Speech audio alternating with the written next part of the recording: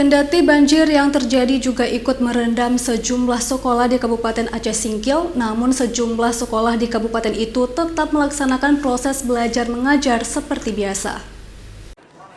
Sejumlah sekolah di Kabupaten Aceh Singkil tetap melaksanakan proses belajar mengajar seperti biasanya, meski sekolah tergenang banjir sejak beberapa hari ini.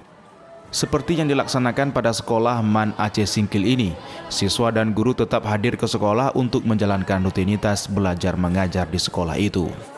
Hal yang sama juga terjadi di SMA Negeri 1 Singkil, Kabupaten Aceh Singkil.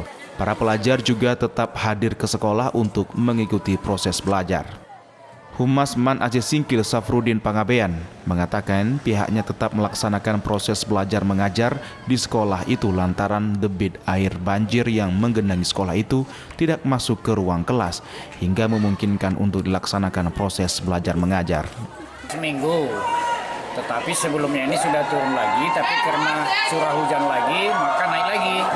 Terus dilaksanakan karena ke lokalnya nggak masuk. Sementara itu setidaknya sebanyak 15 desa di Kecamatan Singkil dan 1 desa lain di Kecamatan Singkil Utara hingga saat ini masih tergenang banjir. Banjir yang terjadi itu terdampak pada ribuan jiwa yang merendam ratusan halaman hingga rumah warga yang berada di 16 desa pada 2 kecamatan itu.